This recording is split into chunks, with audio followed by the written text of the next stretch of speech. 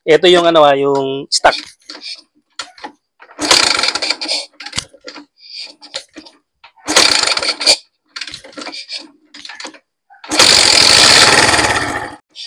Papasin nyo naman kasayan yung pagkakaiba niya kasayan. Makikita nyo yung pagkakaiba ba? Yan o. Mas malakas na kasayan yung kuryente. Kasayan. So, convert tayo ng 14 CDI sa Badya CT100. Para mas malakas yung kuryente niya.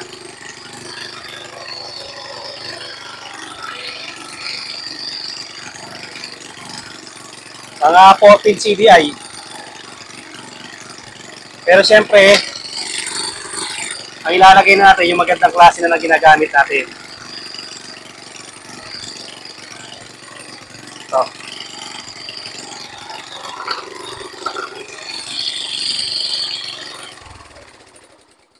Siya kasaya na papakita namin sa inyo yung pagkakaiba. Ito ang gagamitin natin. Katulad ng ginagamit natin pagka nagpapalit tayo, nagpapalakas tayo ng charging system. Ayun siya. Yan, tapos yun din yung gagamitin natin. Mas malakas ang ibibigay na kuryente. Siya kasaya na pansinin nyo yung kuryente niya. Madali lang ito mag-convert ng 14 CDI.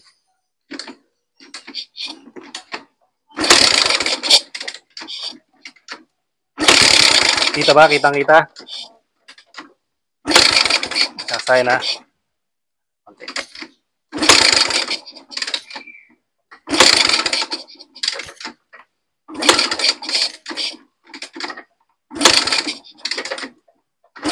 Minsan pakahina masyado. Kasaya na.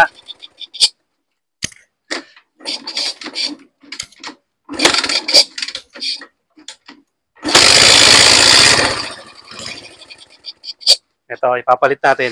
4-pin CDI.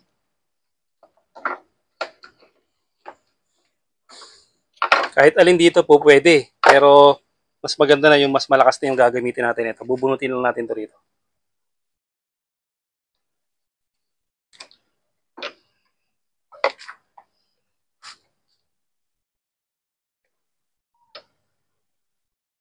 Ito, kahit punutin din natin to ha. Kaya putulin nyo yung wire, okay lang, walang problema. Para nakasuksok pa rin to sa may karburador. Tapos, susuksok lang natin to. Pag suksok natin, kuhain natin yung ito yung forma niyan. Ito yung formahan niya ba?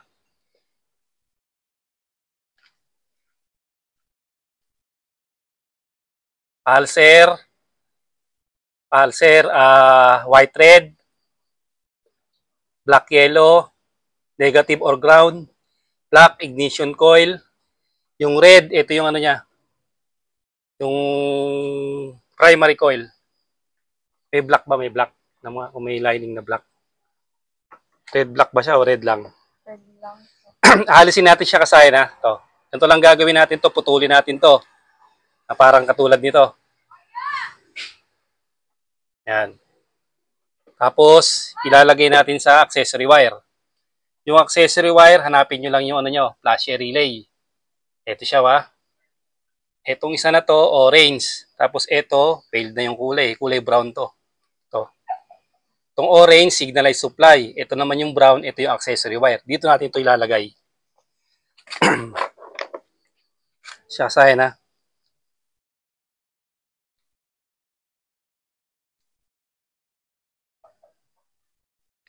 Tutorial natin to kasayan sa mga may mga budget dyan. Bago natin siya i-junk shop kasi talagang rugado na to. Malaking gastos pag bubuuin pa natin. Ipang tutorial lang natin to. Bago natin siya i-junk shop.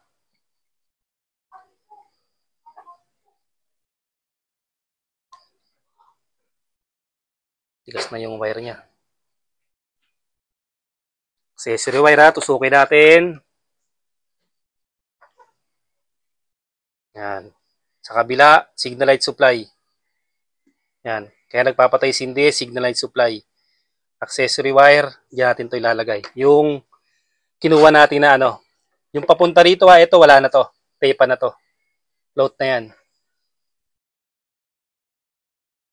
Dito natin siya ilalagay. Para maging ano na siya, battery operated CDI na siya. 12 volts na siya.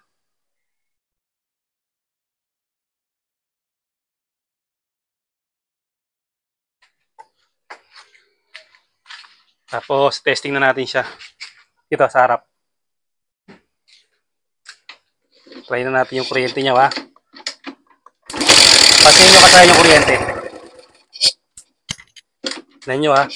Parang mayroon pa siyang umano, yung tumutunog kasayan. Parang mayroon pa siyang ano, hindi katulad kanina. Ayan, o.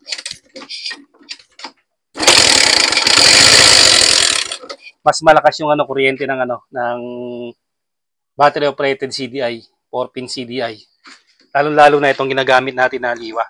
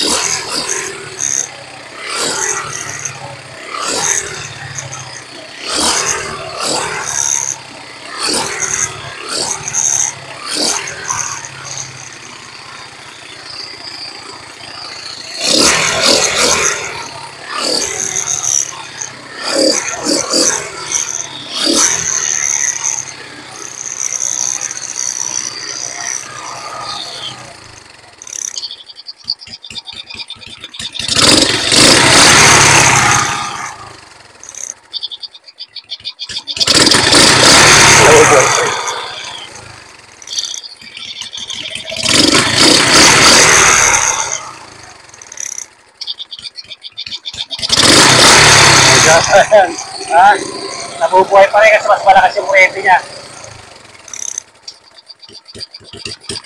Oh.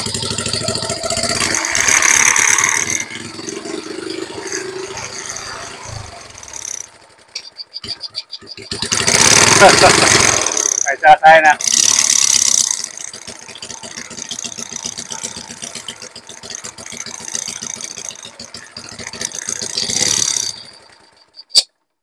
Sasaya, mas malakas ang ano niya, kuryente niya. Ito sasaya yung pwesto. Ang kukunin lang natin itong nasa ibaba na to. Yung primary coil. Yun lang nilagay natin sa accessory wire. Ha? Napaka-simple lang naman niya. Ayan o. Ito yung formahan lagi ng ano ha, ng formahan lagi ng CDI. Pulser ground, ignition coil, primary coil. Pero pag 4P na siya, ano na siya, 12 volts, DC 12 volts. Ito, wag niyo nang galawin to. Kasi pag pinatay niyo yung susiyan, mamamatay na siya. Kaya ito, okay lang yan kahit nakasaksak yan, walang problema. Basta ito lang ano niyo ha. Yung kulay red, ilalagay niyo lang sa accessory wire. Paglagay niyo ng accessory wire, okay na agad siya. Makikita niyo naman yung pagkakaiba ng kuryente. Iyan mo, tanggalin mo yung flash para mas makita nila. Unahin natin muna to. Tapos, pwede mong ilagay sa unahan, no? Ikakad ko muna. Balik ko muna sa dati.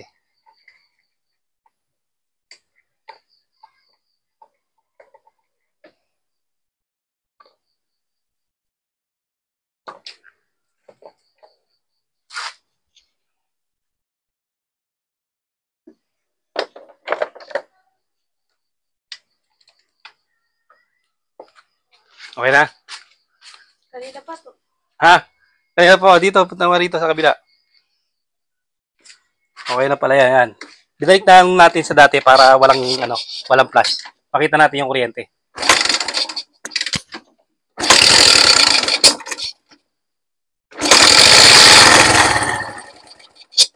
Ito yung yung stock.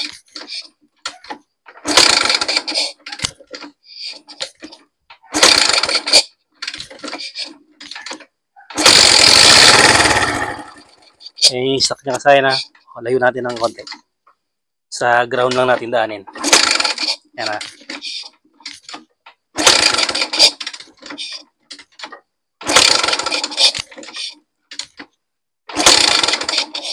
Pansinin nyo yung kulay. Mas maganda kung nag-aasul-asul. Yan na siya Ito yung ano natin ito yung before natin Yan.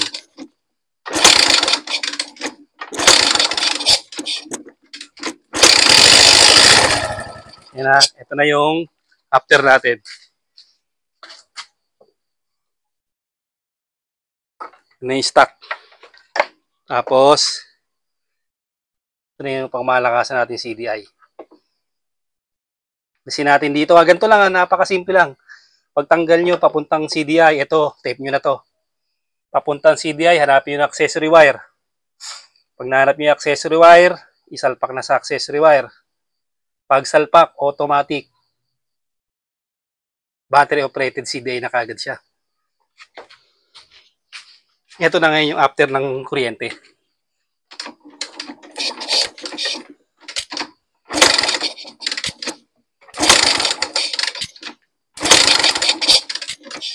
Papasin nyo naman kasayan yung pagkakaiba niya kasayan. Makikita nyo yung pagkakaiba Yan Mas malakas na kasayan yung kuryente.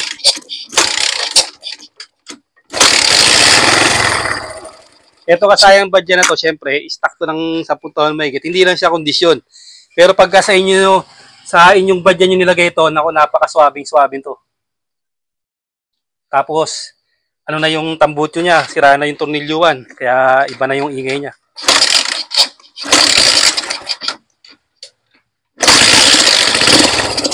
Kaya pag sa badya nyo nilagay yung sa inyo, dahil kondisyon yun, nagpalit kayo, okay na yan. Wala na kayong magiging problema dyan. Makikita nyo naman sa kuryente, tsaka tuloy-tuloy yung kuryente. So kailangan pampabugahan nyo nito, karburador. Pa-sprayan para mas malinis siya.